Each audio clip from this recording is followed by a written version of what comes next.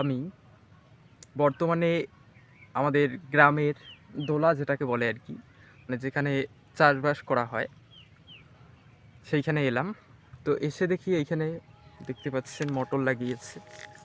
ধানবাড়িতে এলাম আর কি, আমিও পানি দিতে এসেছি। তো এটা একজনের মোটর, দেখুন কীরকম সিস্টেম করে ওরা হচ্ছে থাকার জন্য এখানে একটা জায়গা করেছে। আপনাদেরকে দেখাচ্ছি কীভাবে তারা মোটরটা সেট করছে। এভাবেই চলে আমাদের গ্রামের প্রতিনিয়ত জীবন ব্যবস্থা। চারদিকেই দেখতে পাচ্ছেন একদম সবুজে শ্যামলে ভরা। বর্তমান যেহেতু ধানের সিজন, ধান বাড়িতে অনেকেই কাজ করছে।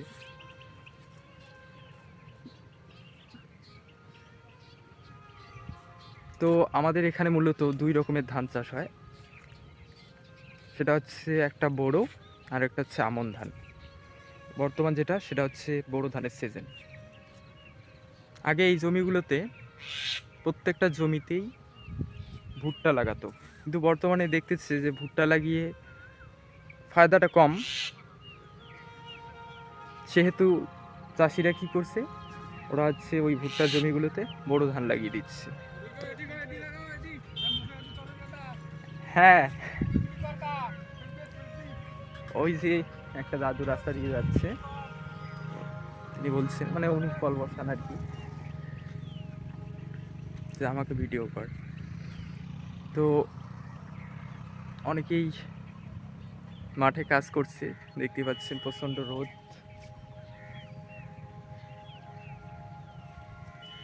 রোদের মধ্যেও তারা প্রতিনিয়ত এইভাবে কাজ করে যায়। আসলে আমরা যারা বাইরে থাকি তারা এই পরিশ্রমটা খুবই কম বুঝবো, কিন্তু যারা গ্রামে বড় হয়েছে, গ্রামে যাদের বসবাস, যদি আমিও বর্তমান বাড়িতে এসে বাবার সাথে কৃষিকাজে হেল্প করি, অনেক পরিশ্রম, তারপরেও কৃষকেরা তাদের ফসলের ন্যায্য দাম পায় না। প্রতিনিয়ত আমি লক্ষ্য করি যে প্রতিটা কৃষক তারা মাথার ঘাম একদম পায়ে ফেলে তারা চাষাবাদ করে, অনেক পরিশ্রম হয়। একটা করে ফসল তুলতে তাদের 3 মাসের মতো সময় লাগে। এই 3 মাস তারা ছেলে মেয়েদেরকে যেভাবে লালন পালন করে, যত্ন করে, বড় করে, সেভাবেই কৃষকরা তাদের ফসলগুলোকে এভাবে যত্ন করে তোলে। তো অনেকটাই কাজ কমে গেছে ধানের,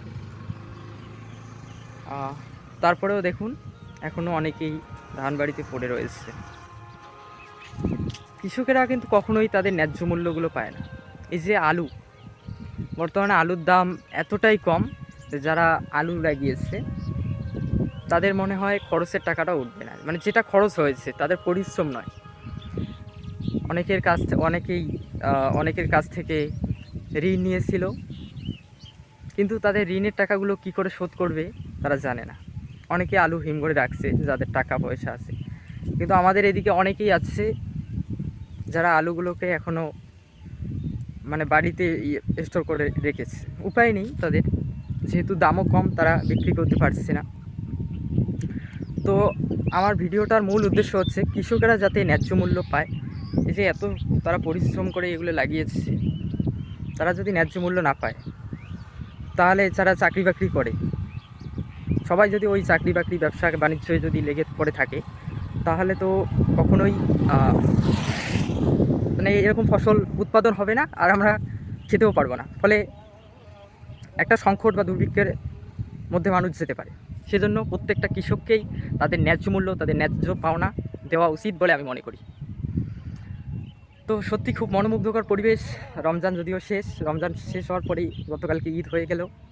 অনেক সবাই আনন্দ করলাম, ফুর্তি করলাম।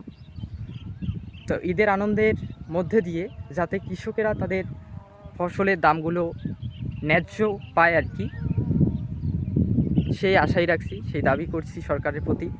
সরকার এ বিষয়ে নজর দিক। প্রত্যেকেই ভিডিওটা শেয়ার করবেন। ভালো থাকবেন, সুস্থ থাকবেন, আবারও দেখা হবে আপনাদের সাথে।